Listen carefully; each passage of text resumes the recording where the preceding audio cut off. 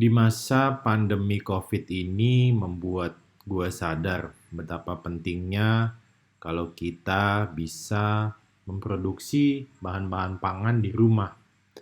Nah, salah satunya ide gue adalah untuk memelihara ayam. Memelihara ayam tentunya kita butuh kandang ayam.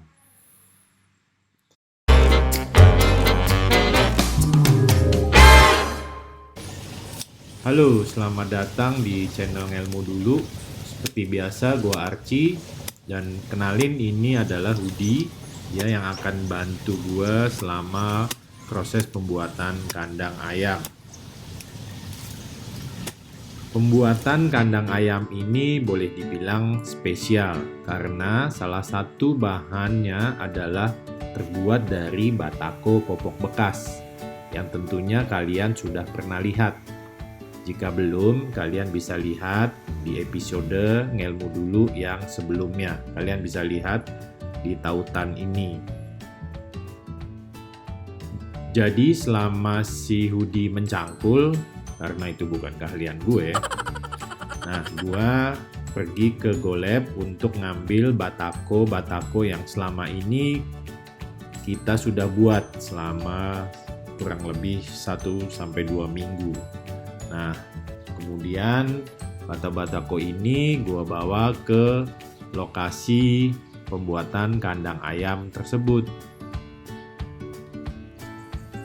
Nah, ketika gue balik, si Rudi juga masih sibuk dengan menggali untuk pondasi kandang ayam ini.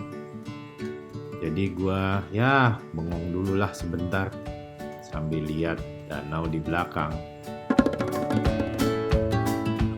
Nah, untuk apa sih sebenarnya pondasi dan digali sampai cukup dalam ini? Jadi fungsinya karena untuk menaruh batako sebagai dasaran dari kandang ayam yang nanti akan gue buat. Kenapa harus ada batako? Jadi biar gue jelasin sedikit. Nah, ini batako rencananya akan ditumpuk menjadi 2 tingkat. Fungsinya sebenarnya ada 2. Untuk pertama, di bawahnya agar menghindari seperti hewan-hewan predator seperti musang yang akan coba menggali dan berusaha masuk dan memangsa ayam tersebut nantinya.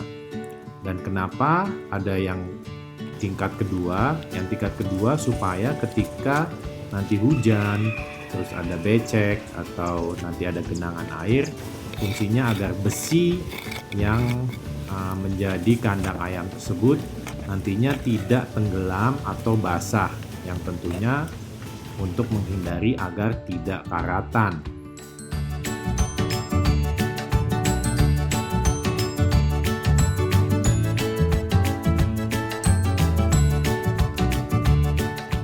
Oh ya, yang bantuin gue ini namanya Rudi.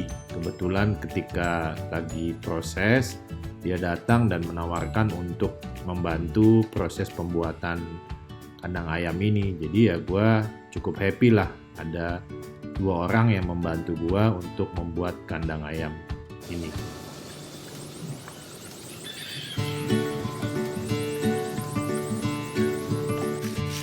Nah, ini juga menjadi salah satu kelebihan dari batako popok bekas. Batako ini bisa digergaji, jadi mirip dengan bata ringan. Dan kalian lihat ini adalah hasil potongannya.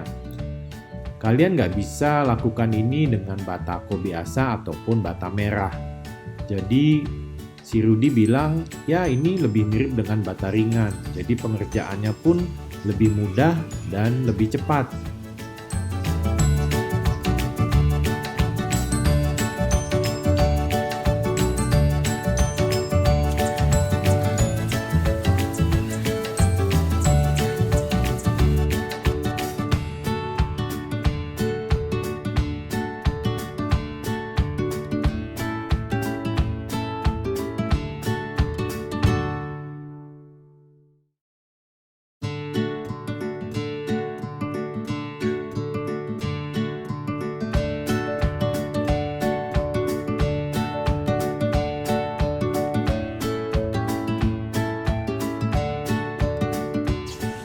Nah, setelah selesai pembuatan pondasi dari batako popok bekas ini, dilanjutkan dengan proses yang selanjutnya, yaitu pembuatan konstruksi atau frame dari bahan besi holo.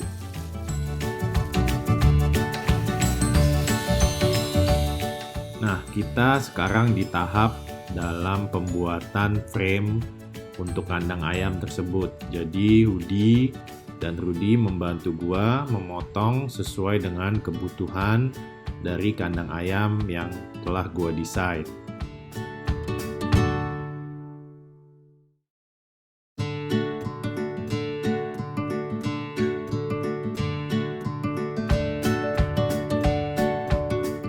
Nah, sebagai pencitraan, gue tentunya harus turun tangan biar nanti gue bisa ngeklaim bahwa kandang ayam ini adalah buatan gue juga.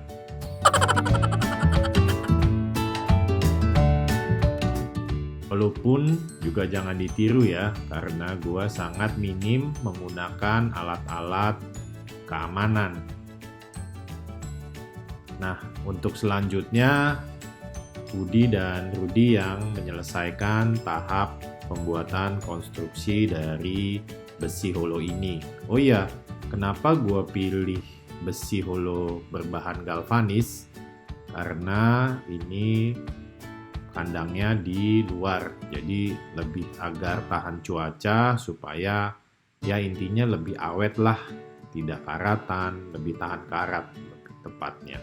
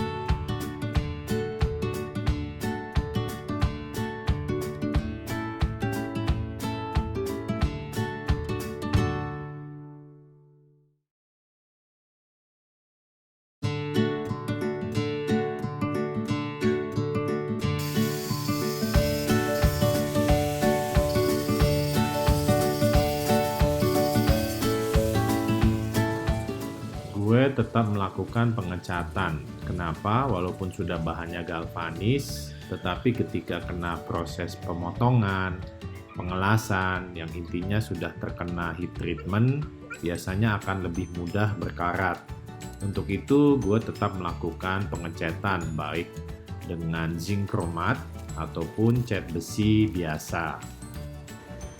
Nah, ini adalah besi siku yang fungsinya untuk mengunci antara batako dengan frame dari kandang ayam tersebut.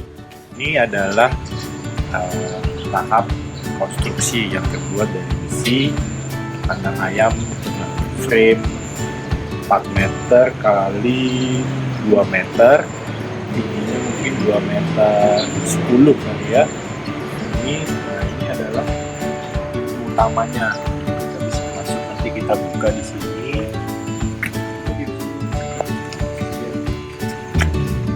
Nah, ini adalah kandang utamanya, kandang maksudnya tempat buat nanti ayamnya.